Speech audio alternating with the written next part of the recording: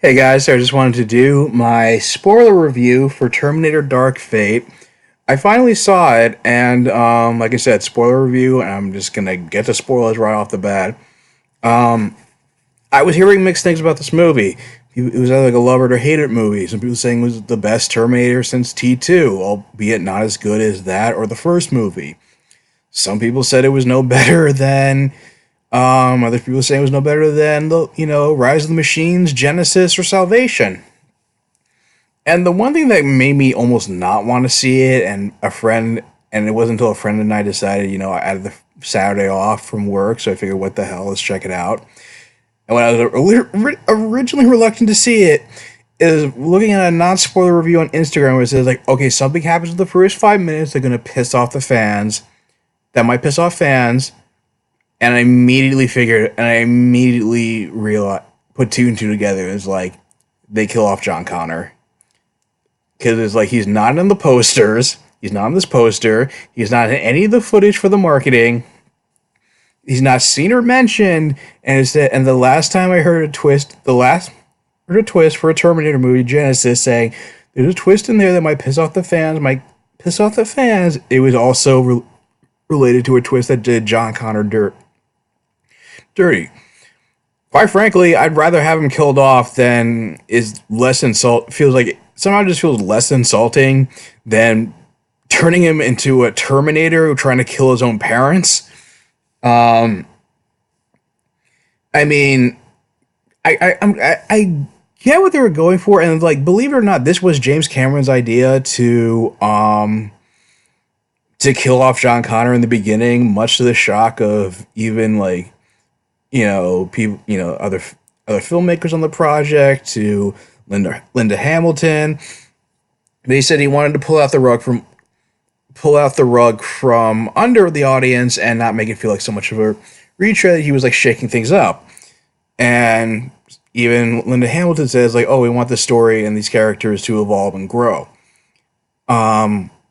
Granted, I don't think they necessarily. I get what they're trying to go for with that, and maybe also the fact that, I guess, whatever theme they're trying to execute, that that at least the fate of humanity and against the rise of the machines, and it's no longer Skynet at this point. It's Legion. This is another AI, but also another AI that also goes rogue, nukes the planet, kills half the population, and survivors are trying to fight and destroy the AI while being hunted by Terminators. In this case, they're called Rev 9s. I felt like they still could have made it more of a passing of a torch. Like, he still could have played a role in this film where it's like, it felt like more of a passing of a torch to the girl they had to protect this movie, called Danny Ramos. Being set up as like the new savior, new messiah figure for humanity against the machines. And they could have trained, maybe not have him as vital, and make it feel more like a passing of a torch, like make character who help like train Danny, and Galvin, strengthen her resolve against fighting the machines and make her the warrior that she's destined to be. But again, like I said, it didn't. I still found myself enjoying this movie in spite of that, and it has its flaws.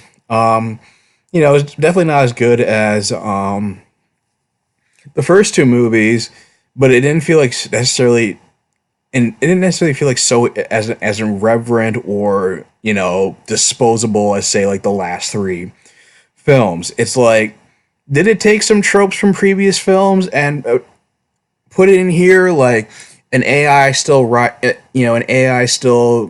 being created and taking over in spite of Cyberdyne being blown up in T2, a human Terminator hybrid. Stuff like that.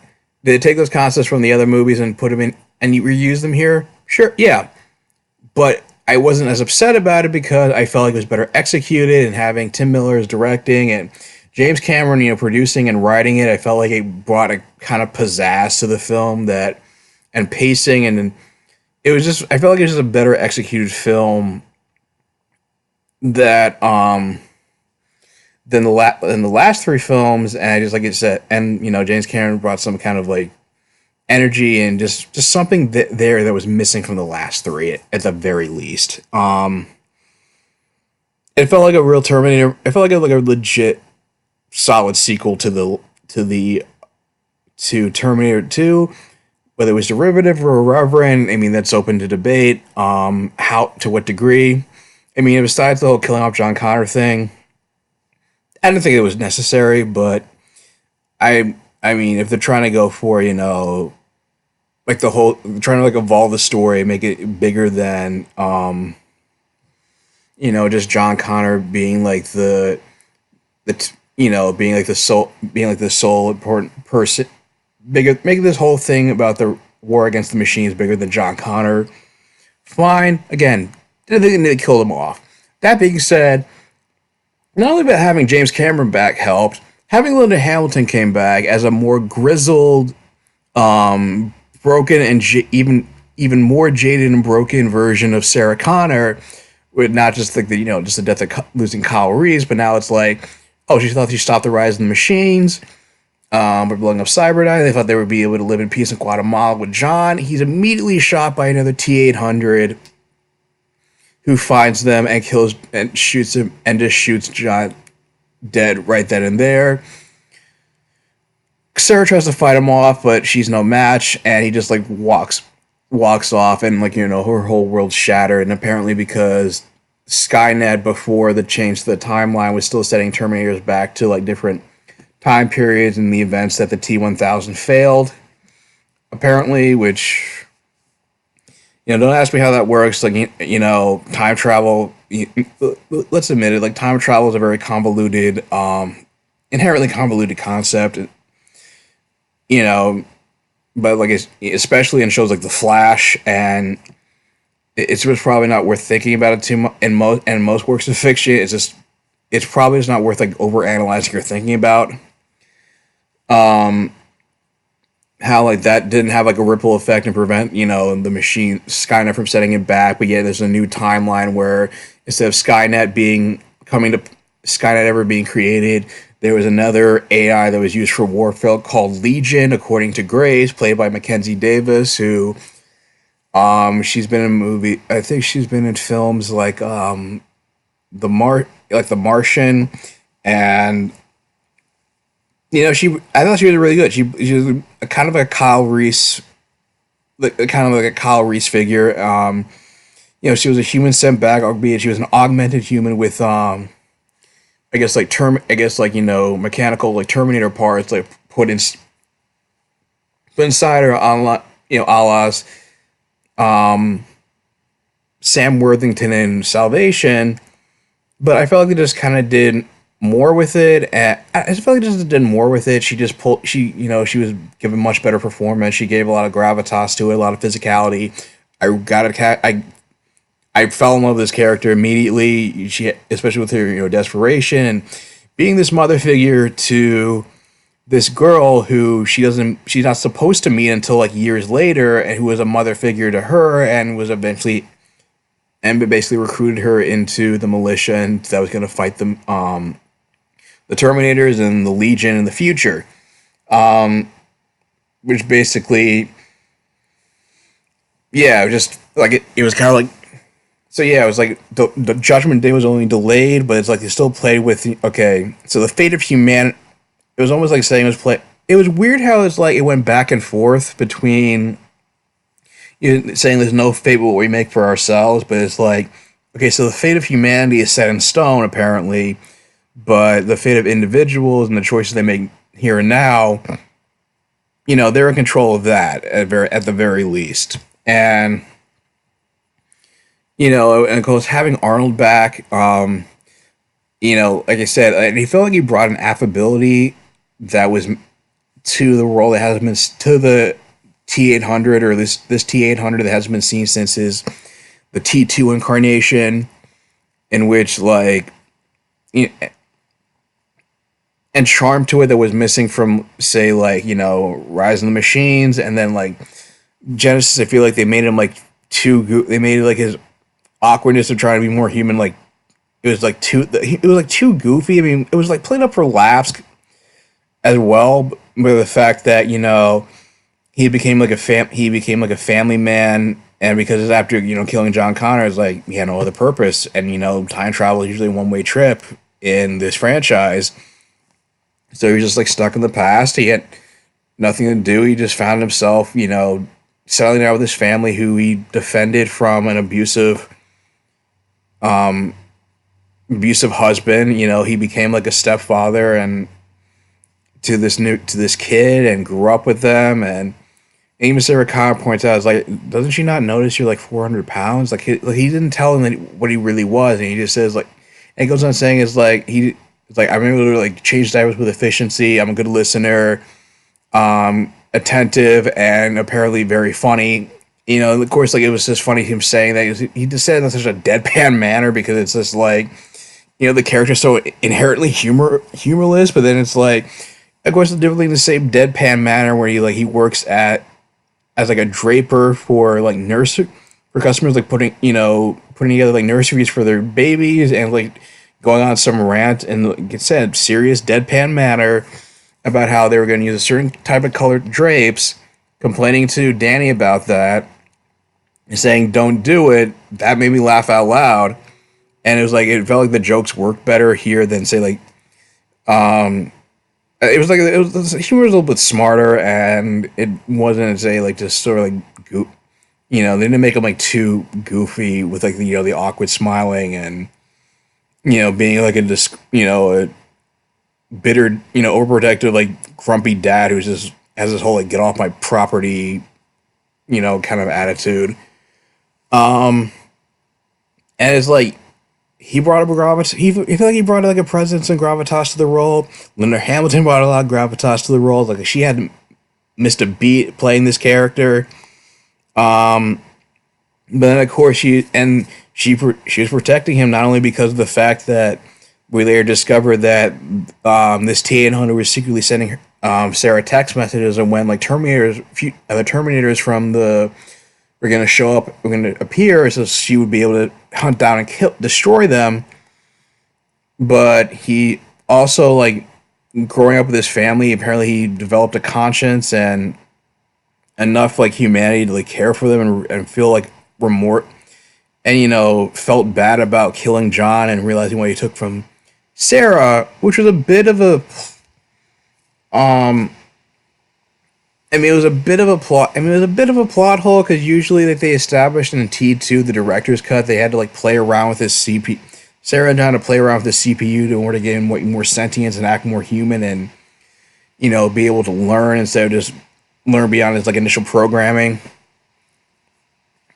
But like I said, like, it was a mixed bag. But I guess like I said, Arnold Schwarzenegger's performance didn't make up for it, and Linda Hamilton brought it as kind of like naturally distrust, not wanting to have anything to do with his son's killer, and you see like how broken she is when she like breaks down crying and realizing that he's the one who's been sending her on these like missions that get other Terminators, as also as other means of atoning, but she's still holding a grudge, and she's having this scene where she's crying and saying, I never took any pictures of John because I figured it would be harder for any Terminators to find him, and now she says she's having a hard time remembering his face, and how she's like delved into alcoholism over the years, and originally this is this distrust between her and Grace, because Grace just wants to like run and hide, keep her alive at any cost. He just says like, no, we got to use her as bait. We got to fight this thing. And they try like various methods to take it down, even though it's like they're like outmatched. But just like and it was like really, and they had like a really, but at the same time, it's just like Sarah saw a lot of herself in Danny, just because of how she was like thrusted into this world, and this as destiny thrusted upon her, and she lost loved ones in the span of a her family in this short time, but I feel like kind of like lit this fire under her, kind of like ignited the spark in her where she was even calling out Grace and saying it's like, oh, we're just gonna keep running and hiding from this thing. It's like, and also the downside of having, that's the point of the downside of having all these cybernetics inside of her was that I guess like she's surviving off like a power source, and it has like a targeting system that makes her like a human Terminator hybrid, but at the same time it's like it affected her metabolism to the point where it's like she's able to like, I don't know, like it would like fight and be like at full strength and like go out in like short bursts, but then she gets exhausted after, where she needs like water and sustenance and like all these other like drugs to keep injecting herself with it in order to like sustain herself. So that was an interesting concept. So it kind of like created stakes where it's like, okay, she's strong enough to hold them off, but then it's like they still make her outmatched because of this one like downside of being this augmented super soldier. They realize like certain weapons are not going to be enough to, certain like just guns and rocket launchers are going to be enough to like destroy the thing. They try to get an EMP device, but that gets destroyed in the process. And even so they decide, when they unintentionally, the plane scene was intense, and it had me on the edge of my seat as well whenever they were like fighting under, got trapped underwater when the plane eventually crashed, and then all of a sudden they were like, crashed by a dam, and they were like trying not to drown and whatnot, and they realized like I guess basically the turbines, powering keeping the dam going, like that could be the weapon used to like destroy the thing. It wasn't enough, and now and Grace decides like, no, you got to take out my power source and just use it to destroy it and finally just destroy the thing, and it's eventually leaving Grace to make the sacrifice play and just giving Danny a fighting chance, because you find out it's like first they try to make it seem like, oh, she's gonna have a son that's gonna lead the resistance to this new future. It's her that's the leader, and it's her that finds Grace as a kid right after Judgment Day, when scavengers are about to just kill her for any kind of food or supplies. And then they have this flashback or flash forward where she comes in and says, no, this is what the machines want us to do, and she kind of like galvanizes all these like scavengers into becoming a militia and becoming an army. And it was kind of on the nose when Linda Hamilton said, "Oh, she's John." In this, it was like, it's kind of redundant on the nose, but eventually she was able to hold her own for against the Terminator, basically against like the Rev 9, played by Gabriel Luna from Agents of S.H.I.E.L.D. He played Ghost Rider. He was pretty good. He used like different tactics of tipping off the border patrol in order to help capture them and kill Danny. So it's like being using a little bit more finesse than say like previous Terminators like that, and being kind of more of a strategist was cool. And it was after this whole like 2-on-1 fight between the T-800, which was called Carl, and Grace, and the Rev 9. They were able to like hold it off and weaken it enough that even Gabrielle was even able to get her licks in with especially using the Grace's power source. And they also had Carl, the T-800, sacrificing himself, knowing this was their best way to make up for to redeem himself for killing John, knowing that he wasn't going to live either way. It was either going to be the Rev 9 that takes, or Sarah, because she was going to be a woman of her word. So he died, like knocking him over the edge and making sure he was like subdued, and the power source was enough to like blow them both up. Even at the point where it's like even Sarah looked sad that she was dead, and they both, and in the end, like they both find the younger Grace and says like, I'm not gonna have her die for me again. Then it's like, you better be prepared. You're supposed to leave the door open for a sequel. I don't know if it's gonna happen because considering what kind of money the money's been, what little money it's made, but again, I felt like ideas from, yeah, it did take ideas from the not so great sequels. I felt like it was executed better. It, at least under, with James Cameron's, having more creative say, having more an active role, and as a producer and a writer. I like the story enough in spite of its flaws and some missteps. I like the characters, and I thought it was the first Terminator movie I've seen in a while that I didn't leave upset. So I give it like, say, a 7 out of 10. But how do you guys feel about it? Did you enjoy this more than the last sequels? Did you not? Just leave us your thoughts in the comments down below. If you like this video, like, share, and subscribe, and I will talk to you guys soon. Take care.